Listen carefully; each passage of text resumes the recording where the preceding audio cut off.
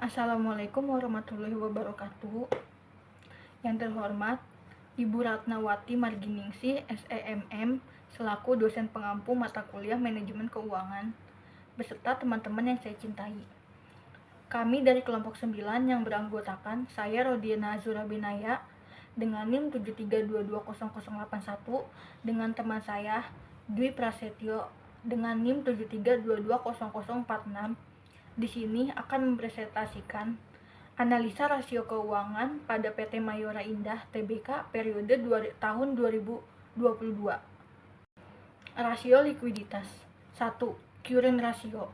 Menurut Munawir tahun 2016 menyatakan bahwa rasio paling umum digunakan untuk menganalisis posisi modal kerja suatu perusahaan adalah current ratio, yaitu membandingkan antara jumlah aktiva lancar dengan utang lancar. Current asset atau aset lancar dibagi current liabilitas jangka pendek atau hutang lancar sama dengan 14.723.976.128 rupiah dibagi 5.637.601.308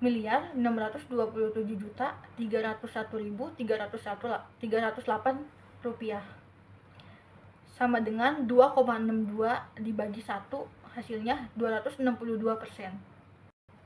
Kedua, cash ratio. Menurut Harry, tahun 2017 merupakan rasio yang digunakan untuk mengukur seberapa besar uang kas atau setara kas yang tersedia untuk membayar hutang jangka pendek.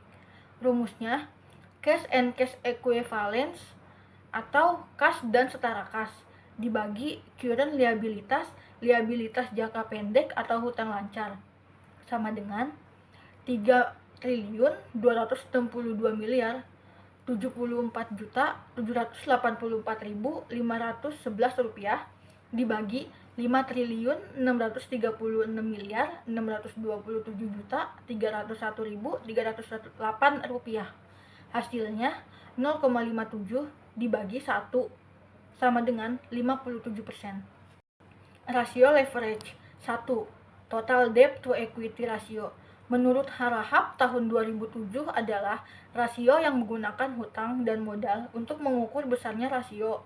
Digunakan oleh suatu perusahaan bukan hanya untuk membiayai aktiva, modal, serta menanggung beban tetap, melainkan juga untuk memperbesar penghasilan. Rumusnya total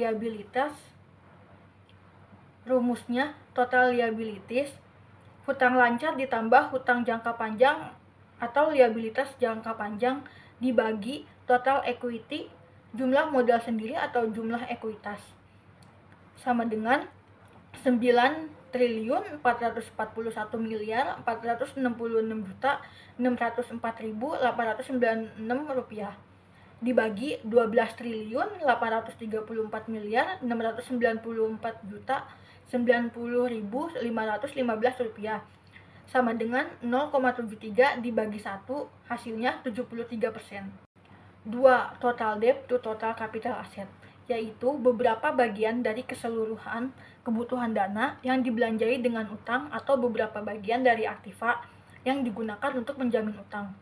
Rumusnya current debt ditambah long term debt atau hutang lancar ditambah hutang jangka panjang dibagi total aset atau jumlah modal atau aktiva sama dengan 5.629.627.301.308 rupiah ditambah 3.839.839.303.588 rupiah dibagi 22.270.160.690.411 rupiah. Hasilnya 9.446.466.604.896 rupiah dibagi 22.170.160.690.411 rupiah sama dengan 0,42 dibagi 1, hasilnya 42%. Yang pertama, total asset turnover menurut Harahap adalah rasio perputaran total aktiva yang menunjukkan perputaran modal aktiva diukur dari volume penjualan, dengan kata lain kemampuan semua aktiva menciptakan penjualan. Untuk rumusnya sendiri yaitu net sales dibagi total aset. Untuk di sini angkanya berada di 30 miliar 669 juta 406 ribu dibagi 22 miliar 276 juta 160 ribu, dan itu hasilnya 1,37. Lalu ada inventory turnover yang menurut Kashmir merupakan rasio yang digunakan untuk mengukur beberapa kali dana yang ditanam dengan sediaan atau inventory. Ini berputar dalam satu periode. Dapat diartikan pula bahwa perputaran sediaan atau inventory ini merupakan rasio yang menunjukkan berapa kali jumlah barang sediaan atau inventory diganti dalam satu tahun. Untuk rumusnya sendiri yaitu cost of goods sold dibagi inventories.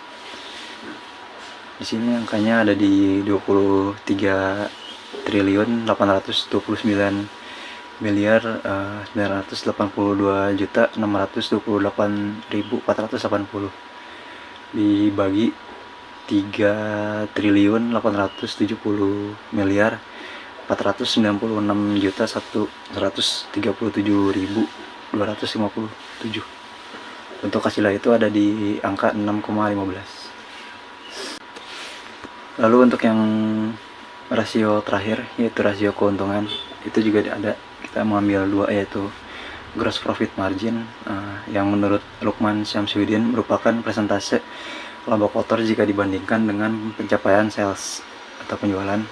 Keadaan operasi perusahaan akan terindikasi bagus jika besarnya GPM semakin baik.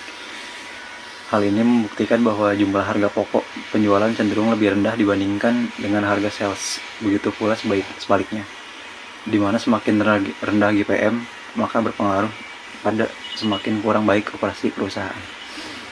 Untuk di sini rumusnya yaitu gross profit dibagi net sales sama dengan 36 miliar 839 juta 423 ribu dibagi 30 miliar 669 juta 406 ribu, itu hasilnya 0,22.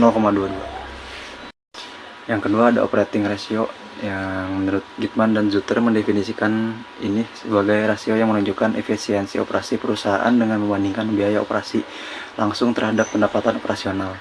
Mereka menekankan bahwa rasio ini penting untuk menentukan kemampuan perusahaan dalam mengendalikan biaya. Untuk rumusnya sendiri yaitu